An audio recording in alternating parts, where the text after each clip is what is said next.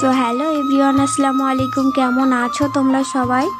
তো 5 রোজার দিন ছিল আমাদের ইফতার। তো তার জন্য আগের দিন রাত্রে কিন্তু আব্বু বুটগুলো এনে রেখেছিল। সেই বুটের ভিতরে যে নোংরাগুলো ছিল সেগুলো আমি বাছছিলাম রাত্রে বসে। আর বুটগুলো রাত্রে ভিজাতে দিয়ে দেবে। আর এগুলো কিন্তু জুস, এগুলো ইফতারে দেওয়ার জন্যই আব্বু এনেছে। আর বুট রান্না করার জন্য যে মশলাগুলো লাগে সেগুলোও আব্বু নিয়ে চলে এসছে।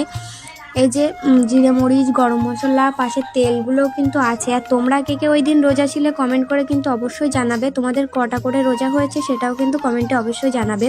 পরের দিন সকালে উঠে দেখি কি কুয়াশা, মানে আমি ভাবছি বৃষ্টি হবে নাকি। হঠাৎ শীত কমে গিয়েছে, কিন্তু এত কুয়াশা কোথা থেকে? 8টা 25 বাজে, তাও বাইরে কুয়াশা কমেনি।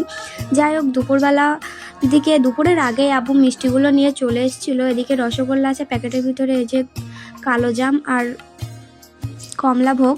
আর দুপুরবেলা একদম দুপুর 2টা-2:30 দিকে আব্বু ফলগুলো কিনে নিয়ে চলে এসেছিলো। এদিকে লেবু আছে, এগুলো শসা, এগুলো আমি একেবারে ধুয়ে রেখে দিয়েছি।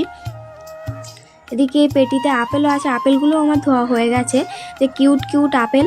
আর এদিকে বুট রান্না করার জন্য দেখো পেঁয়াজ, রসুন, আদা সবগুলো কেটে রেখে দিয়েছে। আর বুটের আলুগুলোও কিন্তু কাটা কমপ্লিট কুচু কুচু করে। আর বস্তার ভিতরে এই যে 1 বস্তা মুড়ি ছিল, মুড়িও দেওয়া হবে। আর এদিকে দেখো পেটির ভিতরে খেজুরও আছে। আর তারপরে বুটগুলো আব্বু সিদ্ধ করে নিয়েছিল গ্যাসে।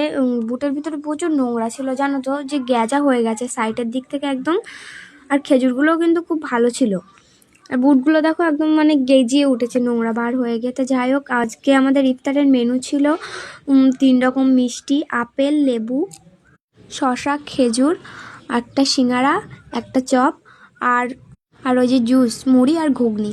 তো তারপরে আমি দেখো শসাগুলোও কিন্তু ছিলে নিচ্ছি কাটার দিয়ে, আমার দ্বারাই অসম্ভব ছিল। আর ফাইনালি দেখো ইফতার কমপ্লিট। এই ছিল আজকে ইফতারের মেনু।